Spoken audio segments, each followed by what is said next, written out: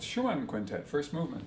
Interesting thing I noticed right away when we started rehearsing is that the tempo my colleagues are comfortable with was a little faster than what I had started out with. So the beginning is not difficult, but it's full of chords that move all over the place. So it's really important for me to have a sense of ease about the way I connect these moments in space and the sensations. Otherwise, thinking about them too much and being too conscious of hand placements just takes too much time. Just as I would never want to think about what my fingering is in the middle of a scale. These passages give me a sense of fluency, of direction. For example, those kinds of things. If it were legato and I were playing those notes, it would be a so-called no-brainer. A bit of misnomer, of course. Just because you're not conscious doesn't mean your brain isn't doing the work. So,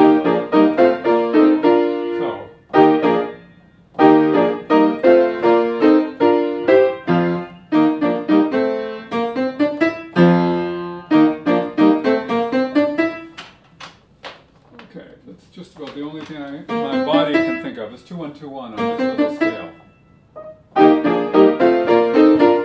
But that's not what I did.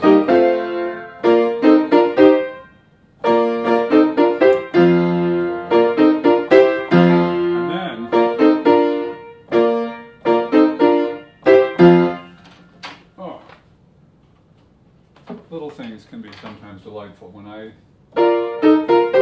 end up on, say, 4-1 in the 1, 2, 3, 4th measure, then I have to pick up my hand and go down to thumb again. But if I put 5-2 here, then the beginning of the next phrase is all set. Which in turn means, if I go back to the second chord of the measure, instead of going to the 1-2 that's right there, well, I have to make an adjustment one place or another. 1-2 is nice to get to. Gets me 1-3, but then I have to adjust in the 4th chord. Or I can make the adjustment right away on the 2nd chord with 1-3, which lines up the rest of my hand. And I think that little adjustment makes, well, it's harder to get to.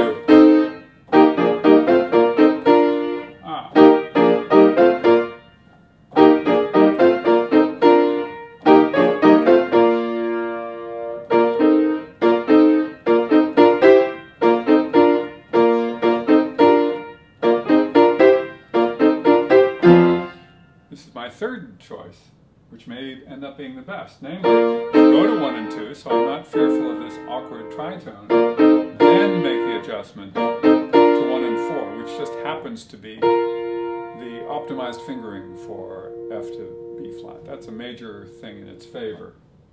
So, this group, this group.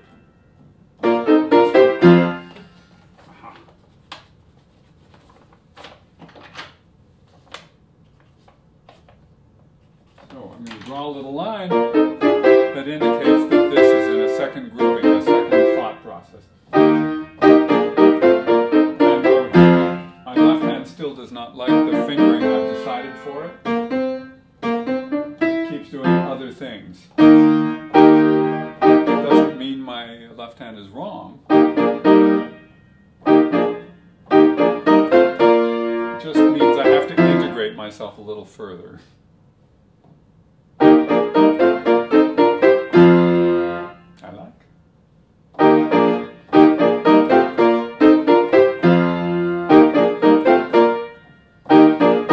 Admittedly, going back to my earlier reflection, if this were the tempo, very little of this would matter. But since there's more alacrity in the way we're playing it, I simply have to have a simple enough and connected enough choreography to trust the whole passage. So.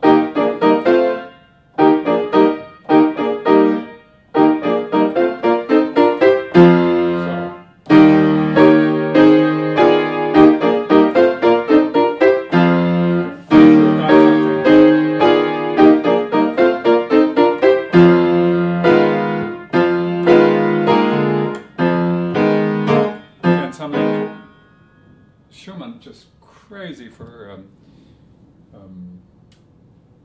the writing of chords, and harmonic writing of chords that are difficult to read. So, A flat minor chord,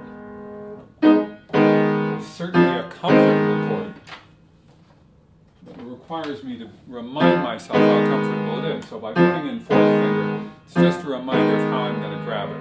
That again is an optimized finger for those three notes, for those three keys, if someone has corrected it. All right. There we go.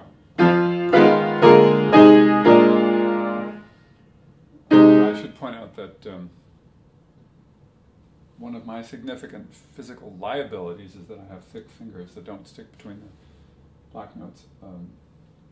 A positive is that I can grab chords like these major tenths in a fashion that doesn't require me to constantly think about breaking them. But boy, have I ever learned about how to play the piano from people who have different hands. In other words, I used to keep my hands extended a lot, which was really, really bad for me. My fingers would get all tingly. That was when I was an undergraduate and before. And then I learned to move. Because some people have to move, I discovered when I moved, rather than always stretching, the tension reduced dramatically, difficulty reduced dramatically. The choreography increased fantastically to reach a point of real optimization and ease and delight and fun, and even aesthetically pleasing. So, I mean, when I can, I take advantage of having the span if it doesn't produce some kind of other liability. Sometimes it's just a tiny bit too hard to get to on time, in which case it's not worth it. Here it just happens to work. Just pivot around my second and all is well. I have to remind myself a decision I had made previously about the double thumb, or the thumb on a double white note.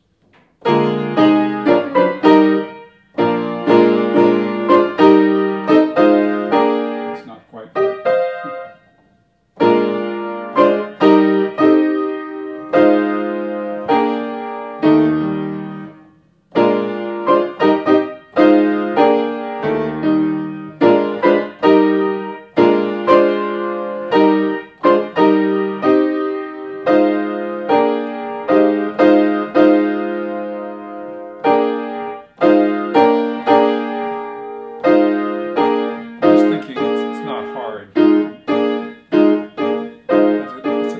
Excess bit of turning of the hand to get to the A flat in the left hand on this B flat 7th chord.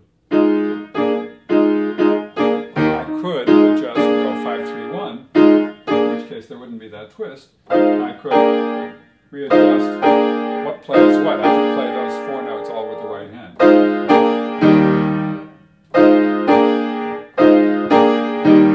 So let me decide. Case, my left hand could play 5 and 2 and be a lot readier for the leap. I rather like it.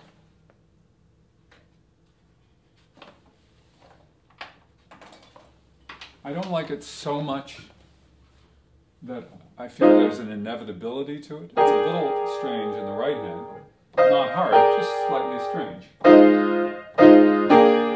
If I get it into my system, I think it's just one measure of heightened ease that I like. Yeah. The shift is, the leap down is much easier that way. It just takes more thought here for now. Let's see it.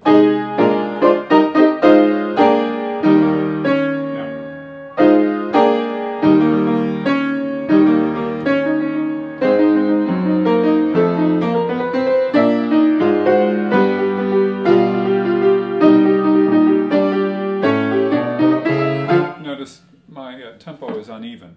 What I'm doing is, for example, when I discover there's a simple broken octave scale, I try to remind myself by just making it all one thought and one gesture that it's simple. Where there's more resistance is where I'm thinking harder. So I'll think for a while, launch the gesture, and think for a while. That's how I use mental breaths. So think about the loop. And this goes so.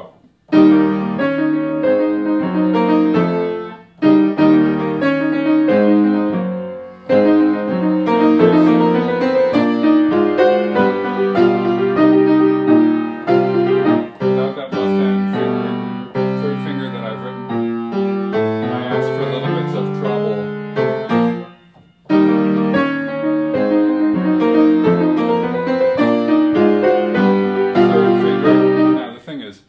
It's a pagination issue as much as anything. There's a third finger coming up on the next page. There's no way, unless I'm looking way ahead up at the top of the next page, that I'm going to see that third finger. But what I did do is remember what I told myself. And I told myself third finger without seeing the writing. So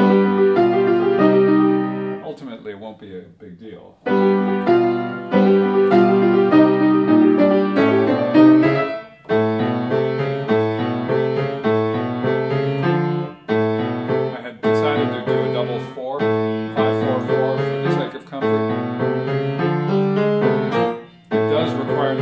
My left hand a little more than I want to. If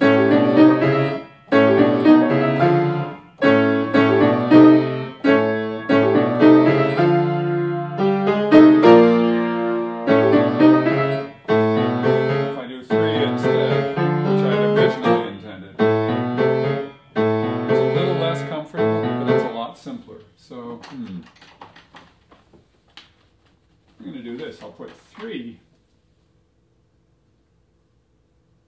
currently as preferred and put 4 in parentheses to show I'm still struggling with the decision. Now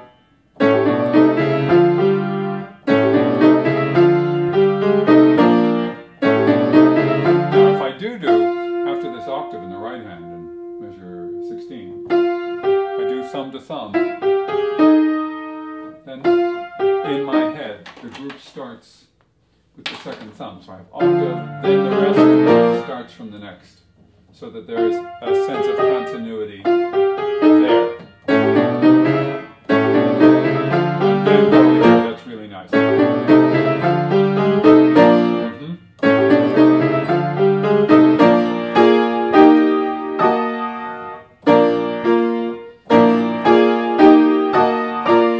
course, I want to compare this with the beginning. The key doesn't compare, but I'm really interested in the sensation.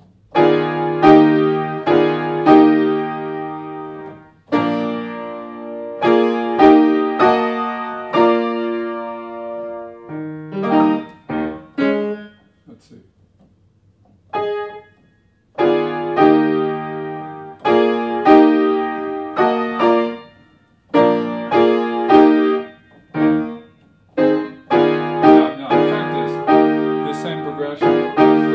So different. Here, the right hand is exactly the same, but the left hand has a completely different voicing. So I don't gain a whole lot of benefit from what happened before. I do like telling myself to put second finger on G flat in the left hand, so I can come down to the thumb on F. Whoa.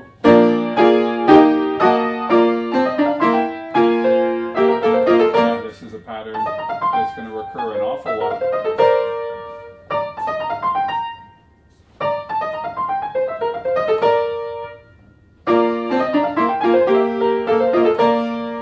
Much too busy. Grouping is fine. You notice that I have the fluency in the small groups, but not yet in the bigger group.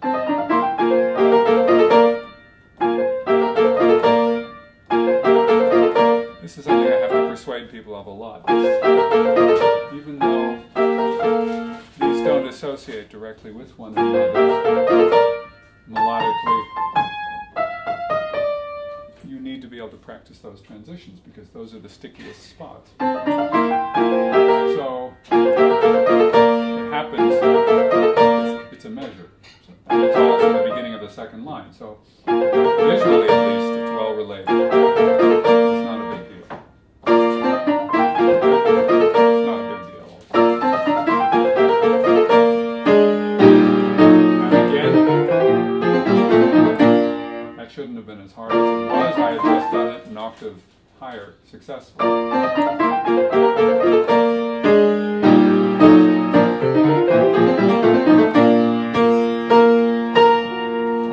Okay, I'll stop here for this theme.